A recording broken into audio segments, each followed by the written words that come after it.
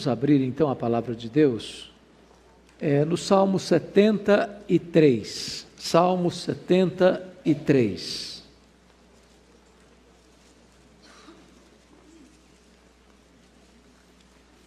Salmo de Asaf.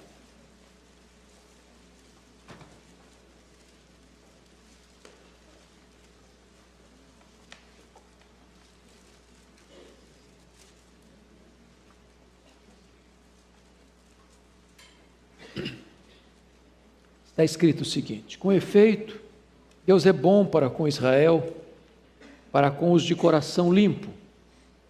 Quanto a mim, porém, quase me resvalaram os pés.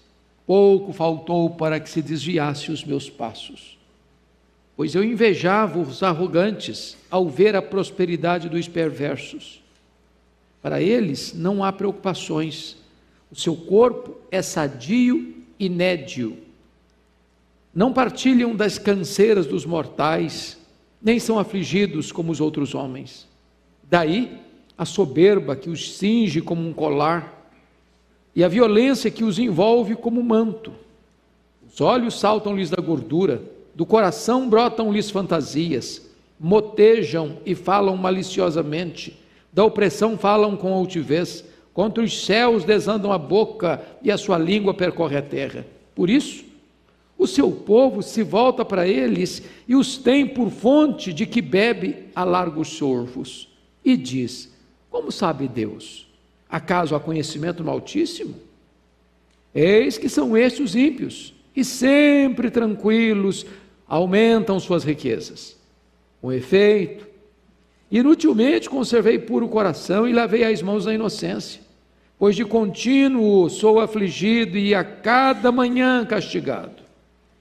Se eu pensar em falar tais palavras, já aí teria traído a geração de teus filhos. Em só refletir para compreender isso, achei muito pesada tarefa para mim, até que entrei no santuário de Deus e atinei com o fim deles. Tu certamente os pões em lugares escorregadios e os fazes cair na destruição, como ficam de súbito assolados, totalmente aniquilados de terror. Como ao sonho, quando se acorda, assim, ó Senhor, ao despertares, desprezarás a imagem deles. Quando o coração se me amargou e as entranhas se me comoveram, eu estava embrutecido e ignorante. Era como um irracional à tua presença. Todavia, estou sempre contigo. Tu me seguras pela minha mão direita. Tu me guias com o teu conselho e depois me recebes na glória. Quem mais tenho eu no céu? Não há outro em quem eu me compraza na terra. Ainda que a minha carne e o meu coração desfaleçam, Deus é a fortaleza do meu coração e a minha herança para sempre. Os que se afastam de ti, eis que perecem. Tu destróis todos os que são infiéis para contigo. Quanto a mim, bom estar junto a Deus. No Senhor Deus põe o meu refúgio para proclamar todos os seus feitos. Amém. Eu quero meditar com vocês hoje sobre o tema: o crente na janela da tentação. O crente na janela da tentação.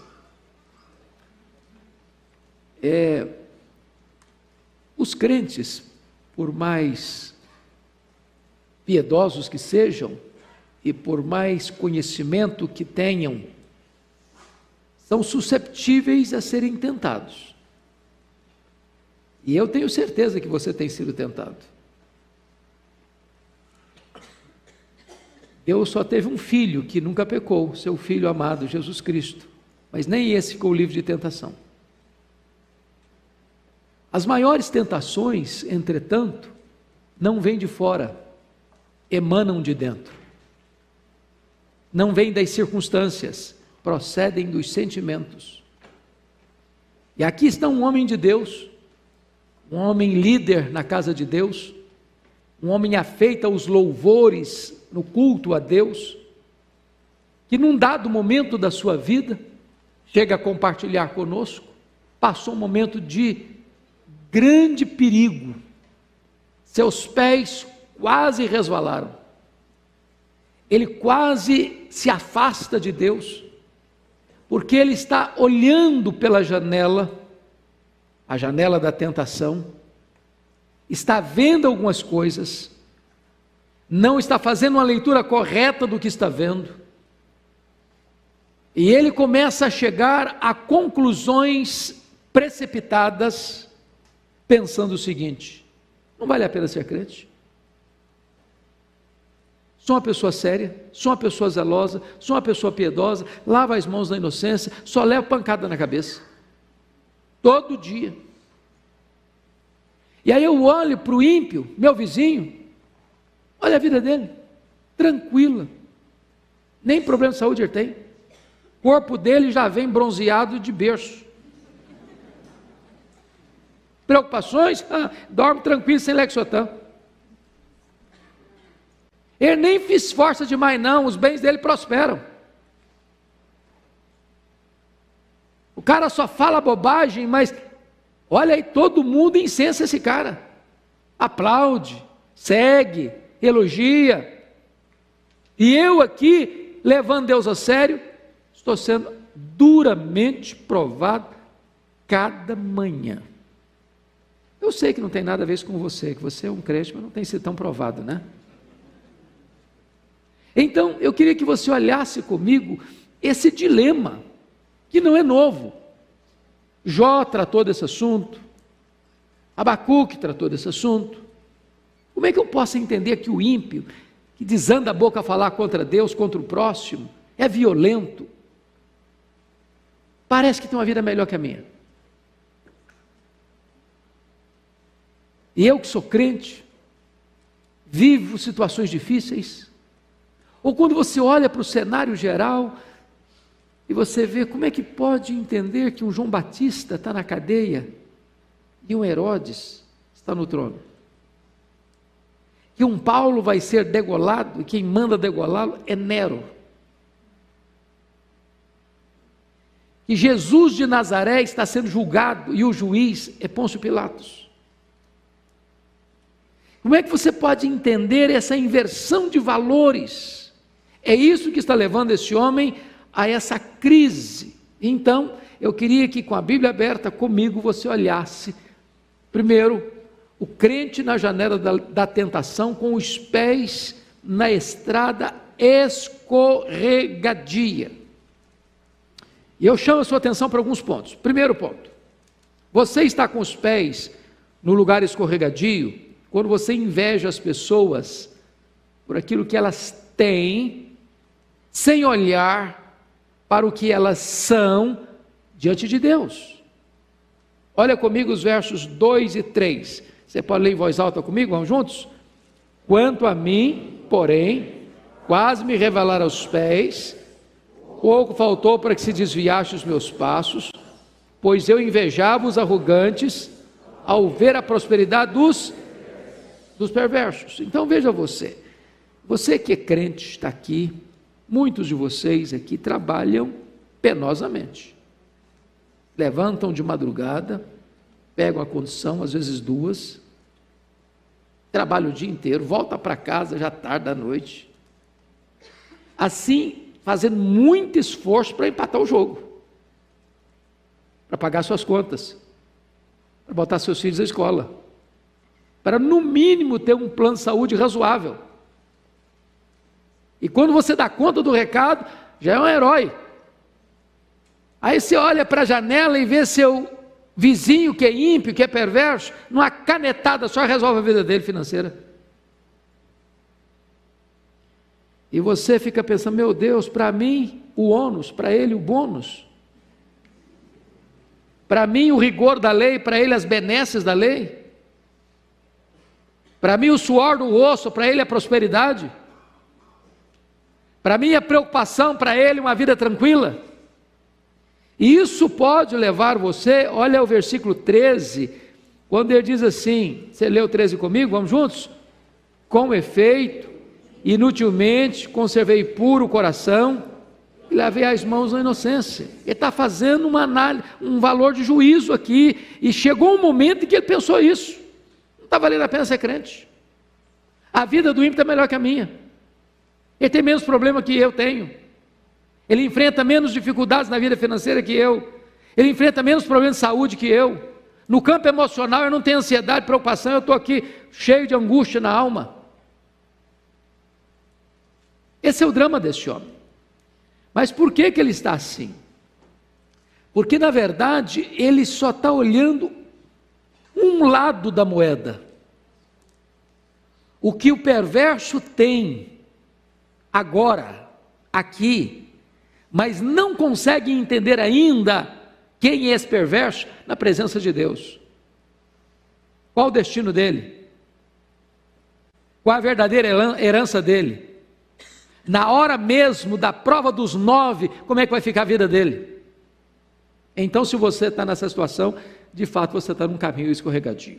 Segundo lugar, você está com os pés no lugar escorregadio quando olha para a prosperidade do ímpio em contraste com as provações dos justos. Notem comigo 2 versos aí. Vamos dar uma olhadinha, o verso 12 e o verso 14. Vamos ler o 12 primeiro, juntos comigo. Eis que são estes os ímpios, e sempre tranquilos, aumentam suas riquezas. Agora o 14. Pois de contínuo sou afligido, a cada manhã castigado. Então veja você o contraste que ele está fazendo aí. O ímpio prospera. E como é que ele está? Sempre tranquilo. Sempre tranquilo. Enquanto ele está sempre tranquilo, o que está acontecendo? Aumentam as suas riquezas. Quando ele olha isso, quando ele percebe isso, e agora vai olhar para ele está olhando para a janela da tentação, ele olha para o ímpio, olha lá, está vendo, está tranquilo. Enquanto ele está dormindo sossegado, olha, todo dia a conta bancária desse cara engorda, todo dia. Aí ele olha para ele no verso 14, o que ele diz? Pois de contínuo sou o quê? Afligido. Olha você no verso 12, que diz sempre tranquilos, sempre, mas eu de contínuo afligido, e cada manhã, não é amanhã, hoje, daqui um mês, outra manhã não, cada manhã castigado. Preste atenção na ênfase que ele dá, tanto da tranquilidade do perverso que prospera, quanto das lutas e provas que ele, como crente, como piedoso, está enfrentando. Então ele olha a qualidade da sua vida e compara a sua vida com a vida do ímpio e leva-o a uma grande crise, uma grande tentação. Terceiro, confira comigo. Terceiro, você está com os pés num lugar escorregadio quando você olha para a carnalidade do ímpio em contraste com a pureza dos justos. Então confira comigo aí os versos 6 a 10, vale a pena você olhar aí comigo, vamos ver aí, versículo 6, daí, percebe você que daí é o resultado do que ele está dizendo dos versos 4, não há preocupações, o seu corpo é sadio e nédio, a palavra nédio significa bronzeado, não partilha canseiro dos mortais, não são afligidos como os outros homens, daí, então vamos lá, a soberba que os cinge como um colar. Soberba e depois vem violência, arrogância, altivez, peito estufado, pavão. É violento, ninguém entra no caminho dele que ele arrebenta a pessoa. Versículo 7, os olhos saltam-lhes da gordura, do coração brotam fantasias. O versículo 7 traz a ideia de viver nababescamente com fanfarronices intérminas. Olha o verso 8. Motejam e falam maliciosamente, da opressão falam com altivez, ou seja, a boca desse camarada é um esgoto. Ele fala maliciosamente. Agora vejam vocês, da opressão, ele oprime mesmo, ele massacra mesmo, ele leva a vida do outro a se tornar um inferno perto dele mesmo, e ele faz isso, e fala isso com altivez. Altivez. Mas olha o versículo 9, contra os céus desandam a boca, fala contra Deus, blasfema contra Deus, e a sua língua percorre a terra, fala de tudo e de todos. Mas olha o verso 10, leia o 10 comigo. Por isso, o seu povo se volta para eles e os tem por fonte de que bebe a largos soros. É o cara, entendeu? Quando ele escreve um artigo, todo mundo lê. Pode ser a coisa mais esdrúxula, pode ser os valores morais mais terríveis, o povo bate palma. Isso aqui que é uma pessoa maravilhosa. Eu não sei se vocês acompanharam os noticiários aí da Feira do Livro do Rio de Janeiro para cá, mas aquilo que as pessoas chamam de retrocesso medieval, das pessoas que discordam dessas loucuras, parece que se você defende hoje os valores simples de família, você é um ET, você é um retrógrado, você está fora de moda. É curioso isso. Um analista político muito conhecido do Brasil disse que chegaria um tempo em que essa questão da relação homoafetiva, lá atrás, às vezes era um negócio que trazia vergonha, acanhamento. Depois passou a ser tolerado. Depois passou a ser incentivado. Ele diz, eu temo que amanhã vai ser obrigatório. E quando as pessoas defendem essa bandeira, se você diz o contrário, você está mergulhado em densas trevas de ignorância, de atraso, de retrocesso. Mas as pessoas que aplaudem isso, as pessoas bebem a largos sorvos dessas fontes. É isso que ele está dizendo. É isso que ele está dizendo. Em comparação com a carnalidade do ímpio, ele contrasta a pureza dele. Você pode ler o 13 de novo, vamos lá? Com efeito, inutilmente, conservei puro o coração, lavei as mãos na inocência. Meu coração está sendo puro, lava as mãos na inocência, mas olha aí, eu estou sozinho, estou isolado, ninguém me escuta, ninguém quer me ouvir. Quando eu abro a boca, as pessoas rejeitam o que eu estou falando, mas quando a pessoa fala uma loucura, ela é aplaudida. É isso que está fazendo, essa leitura que ele está fazendo, está levando a um lugar escorregadio. Mas veja em quarto lugar, você está com os pés no lugar escorregadio, quando você olha para as blasfêmias dos ímpios em contraste com a linguagem santa dos justos. Irmãos, prestem bem atenção no que ele está dizendo no verso 9 e 10, 8 e 9, dizendo melhor. Motejam e falam maliciosamente, da opressão falam com altivez, contra os céus desanda a boca e a sua língua percorre a terra. Agora olha o contraste que ele faz com o servo de Deus, o piedoso. Versículo 15, vamos lá? Se eu pensara em falar tais palavras, já aí teria traído geração dos teus filhos. O ímpio fala o que quiser falar, as maiores loucuras. O povo aplaude, o povo bebe a largos sorvos. O piedoso, o justo, ele não pode nem abrir a boca para falar das tensões do coração dele. Tem coisa que você sente, você não deve falar não. E se você abrir a boca, vai ser motivo de tropeço para muita gente. Você vai trair a geração dos seus irmãos. Você vai concorrer para que alguém entre também na mesma crise que você está vivendo. Enquanto o ímpio fala, o piedoso nem falar deve dos dramas que ele tem no seu coração.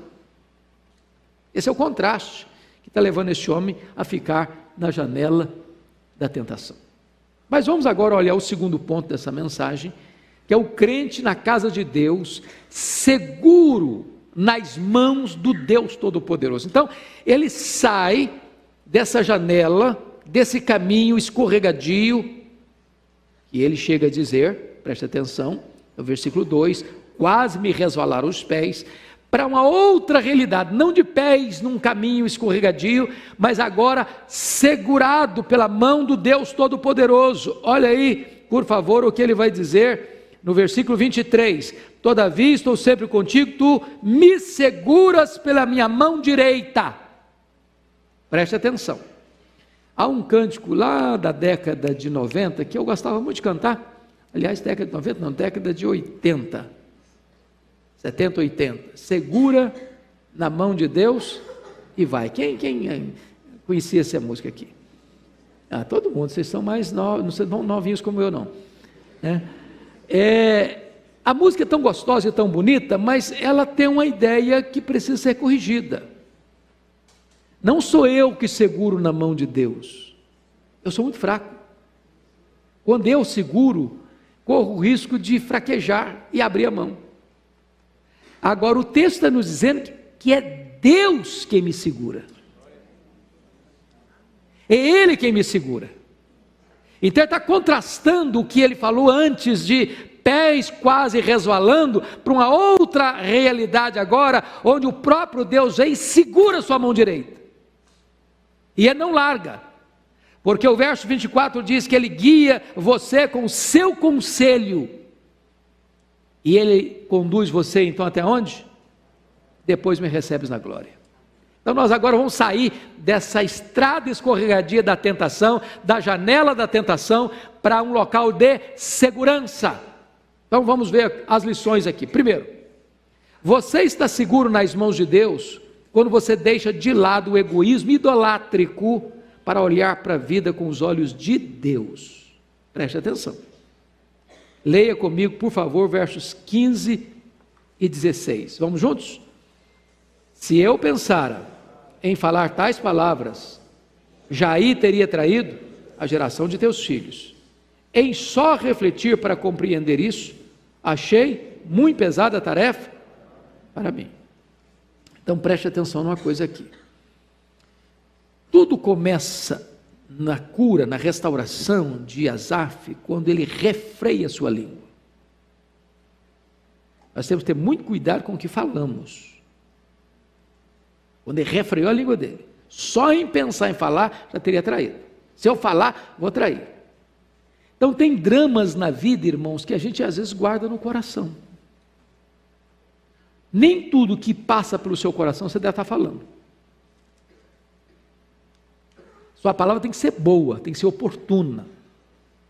Agora, note você que a segunda coisa é que ele vai sondar o seu coração. Sondar o seu coração, o que eu diz no versículo 16. Então, passa-me a ideia que o primeiro aspecto dele não é mental, é moral. Ele não tinha uma resposta clara para o seu dilema, então ele passou a pensar, ele passou a refletir. E quando ele começa a refletir, ele percebe uma coisa: por que ele estava em crise? Por que ele estava na janela da tentação? Porque o mundo dele tornou-se ele mesmo. Ele pensou nele, no conforto dele, nos problemas dele, nas soluções para ele. O mundo dele girava em torno dele mesmo. E aqui está um grande risco para a vida espiritual, é quando você tem esse problema de focar em você demais. E quando você foca em você, isso chama-se egoísmo, egocentrismo, egolatria. Você então passa a ter um problema sério de autopiedade, quando você não entende que as providências que acontecem com você são favoráveis a você. Segundo ponto, você está seguro nas mãos de Deus, quando você entra na casa de Deus para olhar para a vida como Deus a vê. Olha o versículo 17 a 20. Vamos ler comigo? Vamos lá? Até que entrei no santuário de Deus e atinei com o fim deles. Tu certamente os pões em lugares escorregadios, os fazes cair na destruição, como ficam de súbito assolados, totalmente aniquilados de terror, como ao sonho quando se acorda, assim, ó Senhor, ao despertares, desprezarás a imagem deles. Preste atenção numa coisa aqui.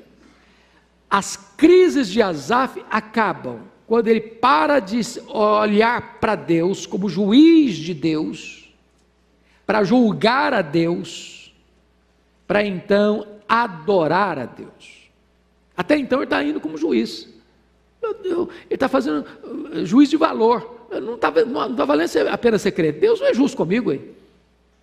eu estou pagando um pato aqui, eu estou sofrendo, eu estou lavando as mãos na inocência, eu vivo uma vida de integridade, eu vivo uma vida de obediência, todo dia eu estou passando por problema, toda manhã eu estou sendo castigado, e o ímpio que não faz nada disso é que está sendo abençoado. Que negócio é esse?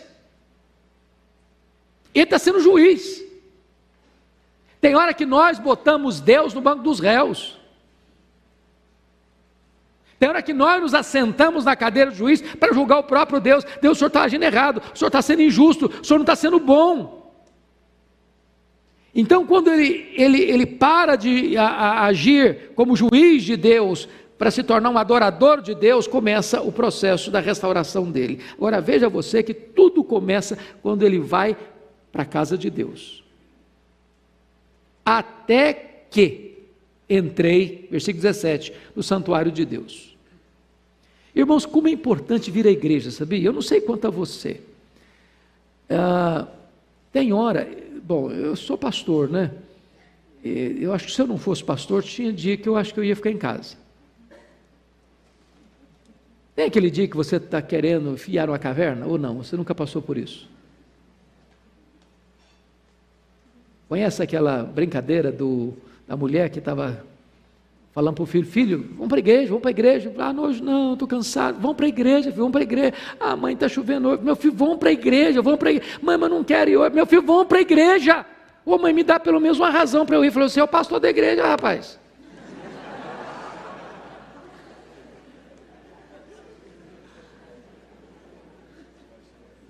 Agora preste atenção.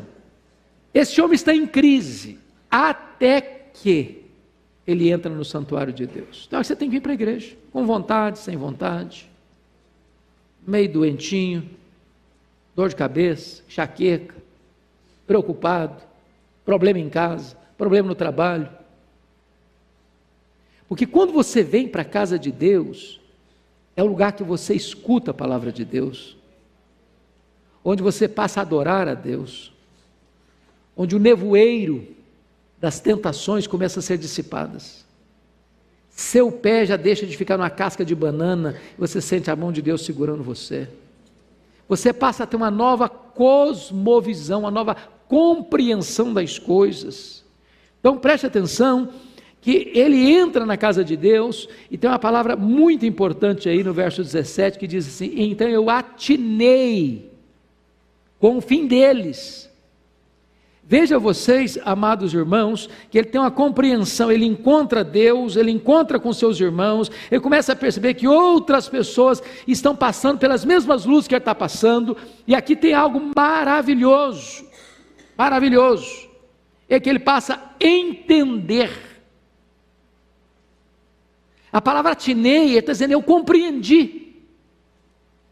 Porque às vezes as pessoas pensam que culto é uma bênção só quando ele tem um calafrio na espinha. Ele tem uma experiência emocional. Ah, hoje o culto foi uma benção. Porque eu chorei muito. Falei, ok, chorou, tem uma benção sem chorar. Mas o que você compreendeu? O que você entendeu?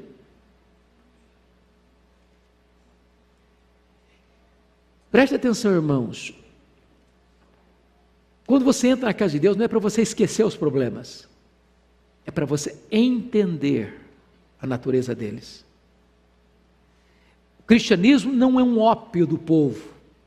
O cristianismo não é um anestésico. O cristianismo não é um narcótico emocional. O cristianismo não é uma panaceia. O cristianismo vem para trazer entendimento para você. Muita gente está buscando resposta na bebida, nas drogas, no sexo, nas aventuras, na riqueza. Agora você olha as coisas e tem uma visão clara das coisas quando você entra na casa de Deus, quando você escuta a palavra de Deus, quando você adora a Deus, quando Deus abre para você o cenário. O que ele entendeu?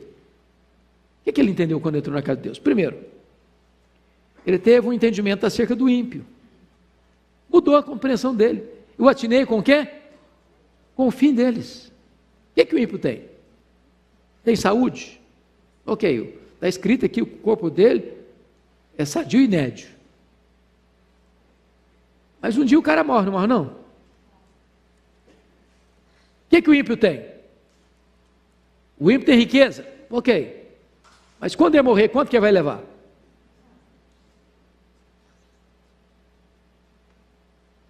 É igual o menino que chegou para o pastor e disse: pastor, quando eu crescer, eu quero ser igual meu avô. Meu avô morreu muito rico.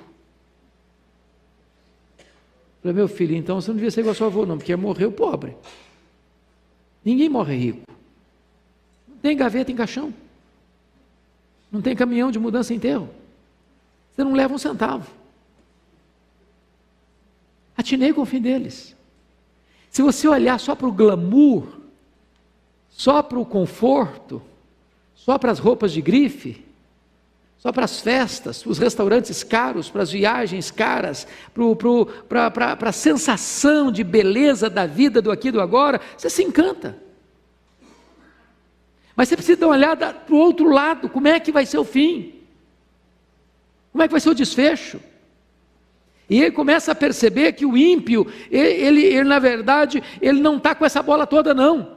E agora preste atenção no que ele vai dizer aí. Por favor, note comigo, versículo 18. Você pode ler comigo? Tu certamente os pões em lugares escorregadios, os fazes cair na destruição. Quem é o agente dessa ação aqui? Deus.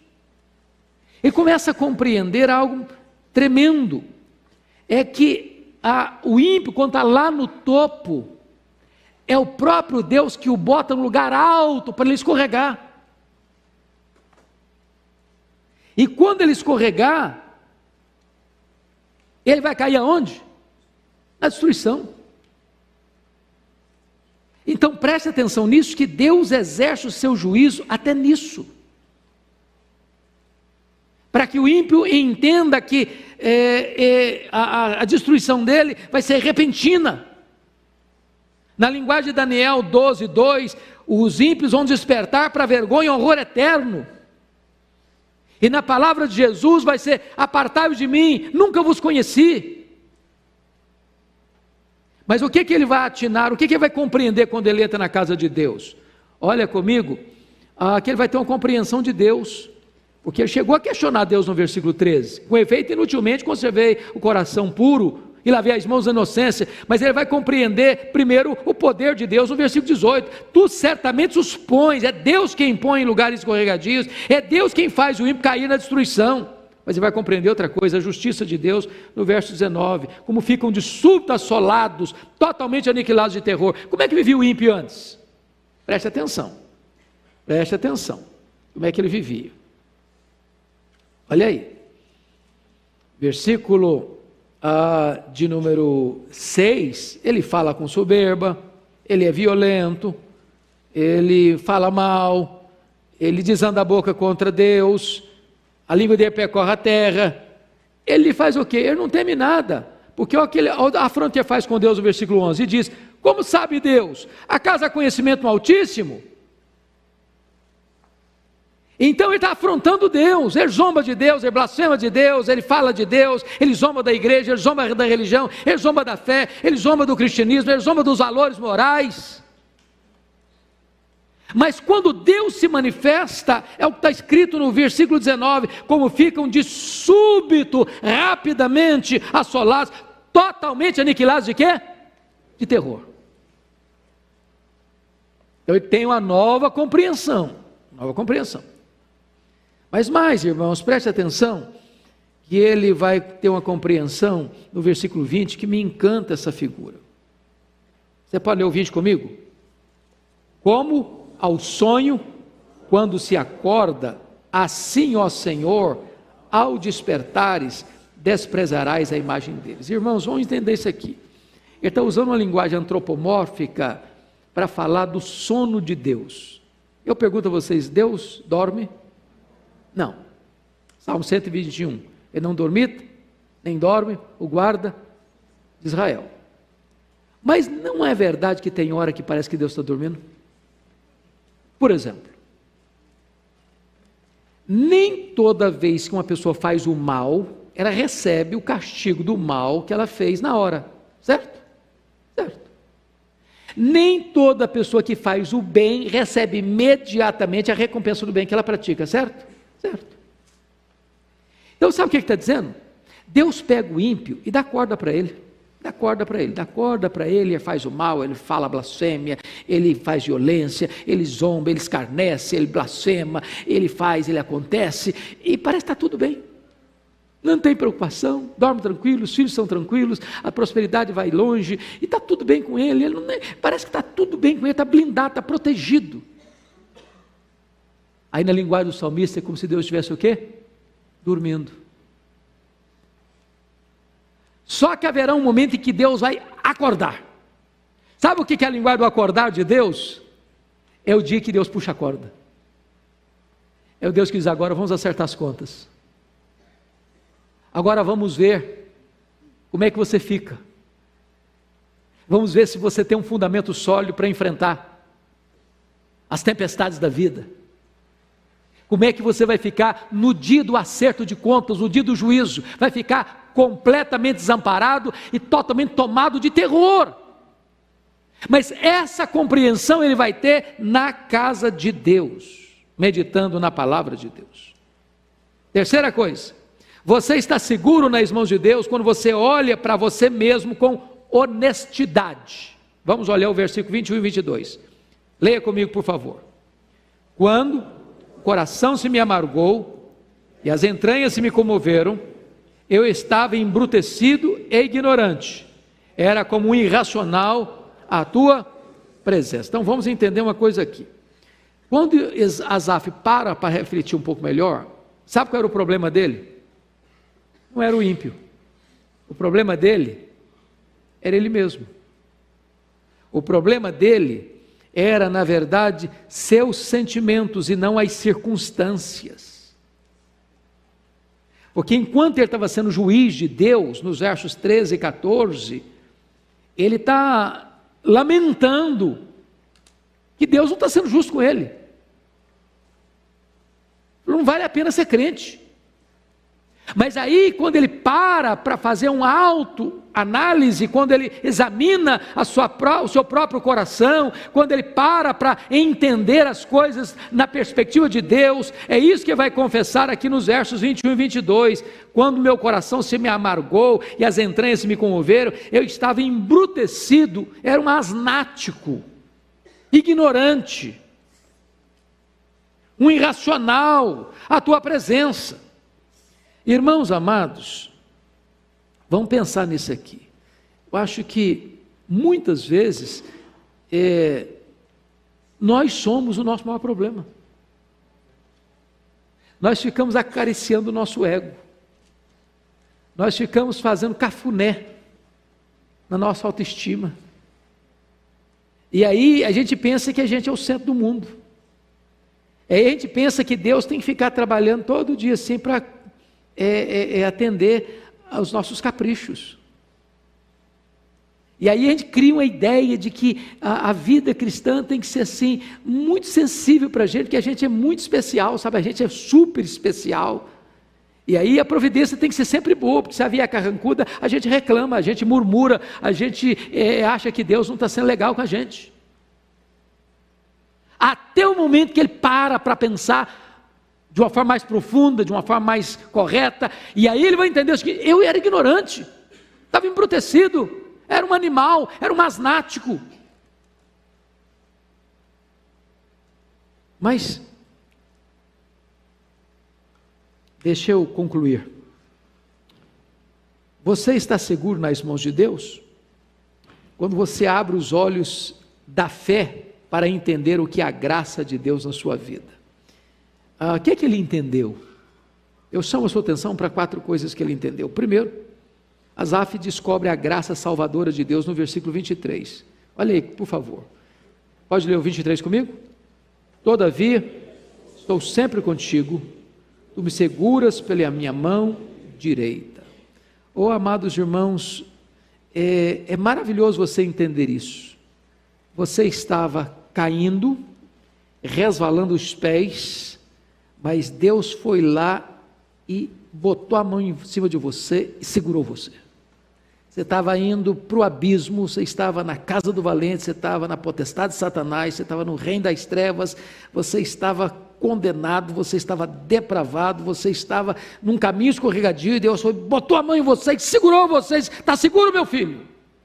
Está seguro? Essa é a graça de Deus, irmãos. É a graça de Deus que nos segura. Nós não ficamos de pé, escorados no bordão da autoconfiança. É isso que o salmista diz no Salmo 116, versículo 8. É Ele que livra a sua alma da morte, é Ele que livra os seus olhos das lágrimas, é Ele que livra os seus pés da queda, é Ele quem segura você. É a graça salvadora de Deus. É o perdido que é encontrado, é o pródigo que volta para casa, é a ovelha que é encontrada pelo bom pastor. É isso que Deus faz e fez com você e comigo. Louvado seja Deus. Segundo, Asaf descobre não apenas a graça salvadora de Deus, ele descobre a graça restringente de Deus. Olha comigo ainda o versículo 23, quando ele diz: tu me seguras pela minha mão direita. Eu acho isso maravilhoso, irmãos, e a gente devia sempre pensar nisso. Quando você sair de casa todo dia, dizer: segura firme na minha mão. O Senhor, eu sou muito fraco. Você acha que você é forte? Você tem capacidade em você mesmo de resistir às tentações? Não tem maior perigo para você e para mim, meu irmão, de que você achar que você é forte. Você é capaz. Quando Pedro pensou que ele era melhor que os seus colegas, ele caiu. Ele negou Jesus. Você diz: Senhor, eu sou muito fraco, Senhor, eu não consigo resistir, eu não tenho poder em mim mesmo, mas Senhor, segura a minha mão, segura a minha mão. Igual aquela menininha que, numa família de nenhuma pessoa convertida, e a menina se converteu ainda na fase antes da adolescência, e alguém querendo complicar a vida dela, criar dificuldades para ela, e perguntou para ela: mas vem cá, e se o diabo chegar e bater na sua porta, o que você vai fazer? Ela, com a mente infantil, disse: eu vou pedir Jesus para vir abrir a porta e atender.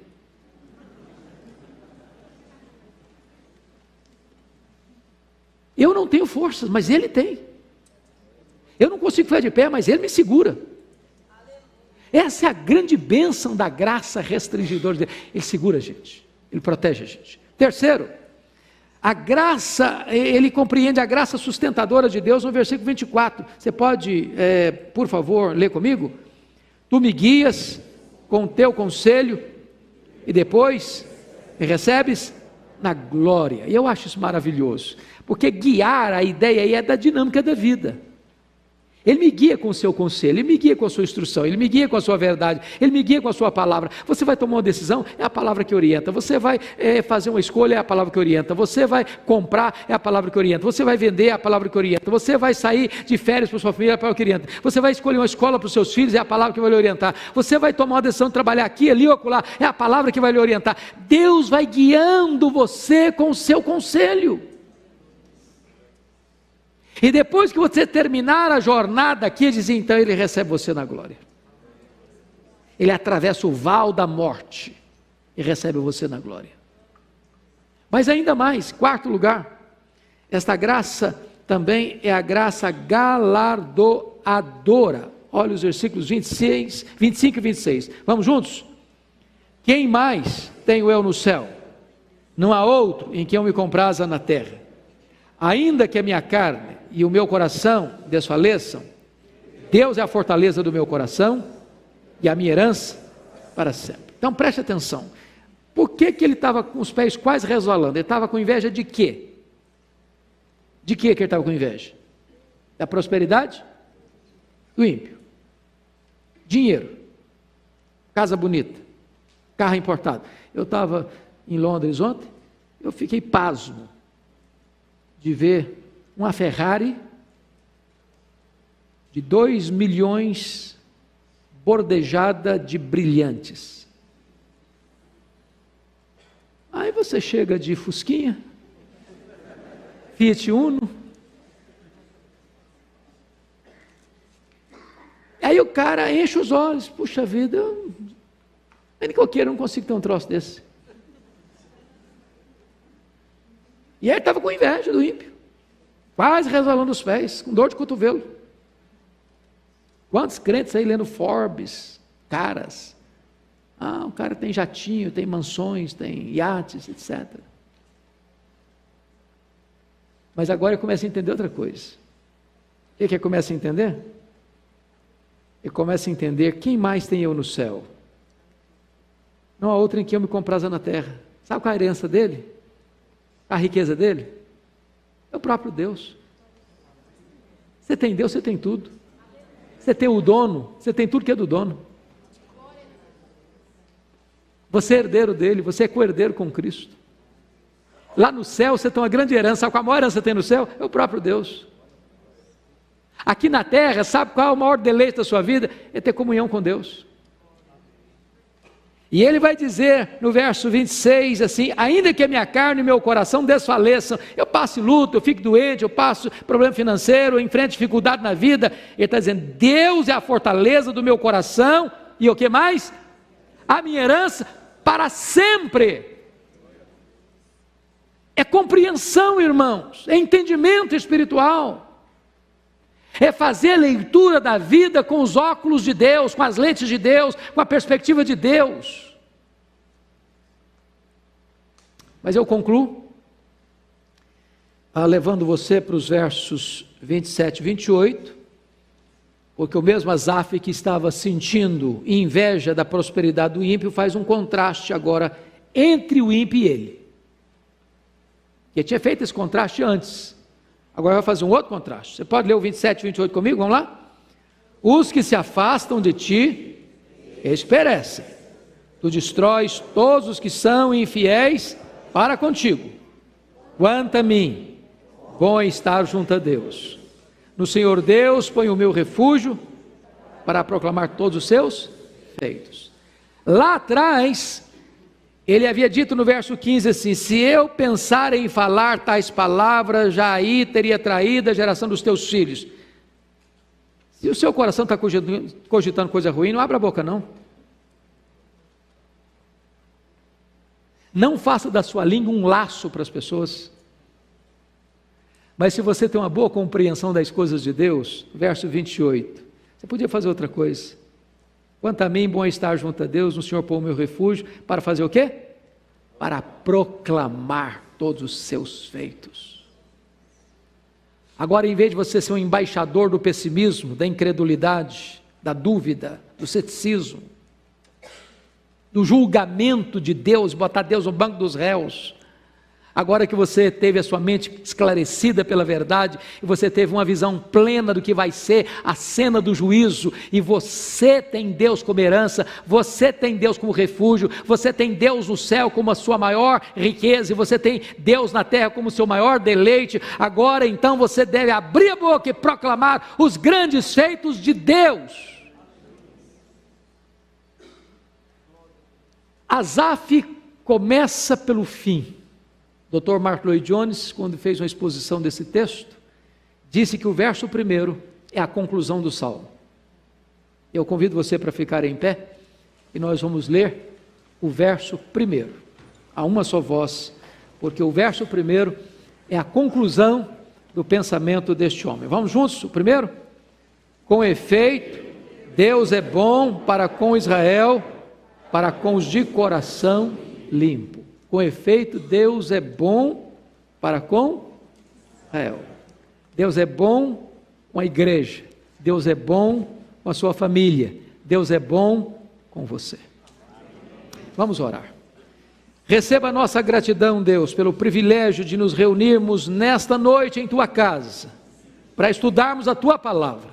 Ela é a verdade, ela é preciosa, ela é rica, ela é para nós pão para a nossa fome, ela é água para a nossa sede, ela é mel para os nossos lábios, ela é mais preciosa do que muito ouro depurado, louvado seja o Teu nome. Ajuda-nos a compreender a Tua palavra, ajuda-nos, Deus, a nunca nos afastarmos da Tua casa, mas na Tua casa encontrarmos o entendimento que emana das Escrituras, para entendermos quem és Tu, quem somos nós, quem são os ímpios, e assim nos deleitarmos em Ti, e vivermos para o louvor da Tua glória. Ajuda-nos a viver de modo digno da nossa gloriosa vocação, ajuda-nos a proclamar as Suas virtudes, ó Deus, e a viver de tal maneira na tua presença, que tu sejas o maior prazer e deleite da nossa vida, em nome de Jesus, amém.